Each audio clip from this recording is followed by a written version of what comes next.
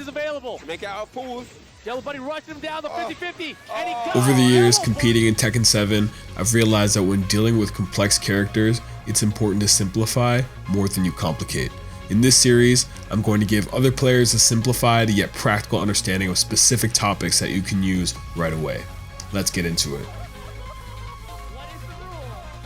For the first entry, we're taking a look at Negan and simplifying his game plan into a few moves, and then creating a simple defense against it. Negan's main game plan in neutral revolves around 3 key moves: back 1+2, down forward 1, and down back 4. Let's take a closer look.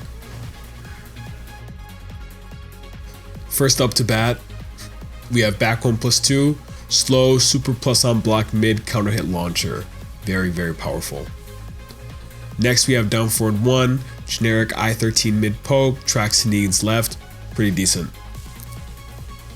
And lastly we have down back 4, long range low, counter hit properties, and tracks to the right, decently to the left, great move. But no moves are truly good by themselves, and this is where we analyze Negan's game plan in the form of move sequences. Let's take a look. First we have back 1+2 into back 1+2.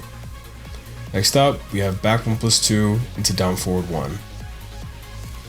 And finally we have back 1+2 into down back 4.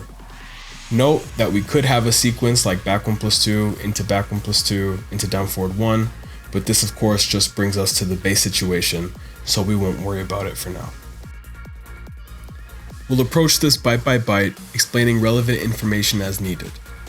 You don't have to be a Tekken World Tour champion to see that these first 2 options can be dealt with by blocking and backdashing. But is that really it? Well, it's also important to mention, if you're looking to call out back 1+2 into another back 1+2, you could just throw out a launch punishable power crush, right? But we as high level Giga Chads want to maintain a low risk and high reward game plan. Therefore, blocking and backdashing maintain safety while giving us opportunity for reward. But it's not just launch punishable power crush or block and backdash. So let's take a look at some other options and discover why they're not viable in most cases. We have sidestep, sidewalk either way, jab, or magic 4 are the most common responses.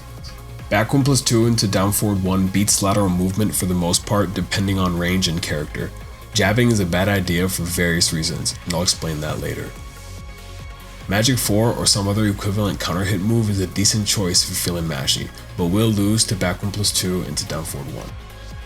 Down forward 1 after back 1+2 can track pretty well based on range and character and covers all of our defensive answers that we just found.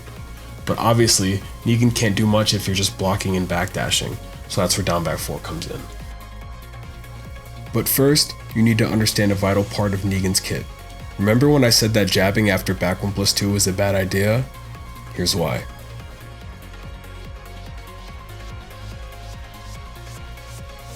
Not sexy at all.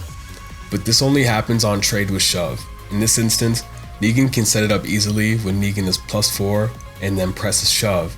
It will then trade with a 10 frame move, either jab or crouch jab, granting him whatever he wants, the Glenn treatment. She is a vampire bat.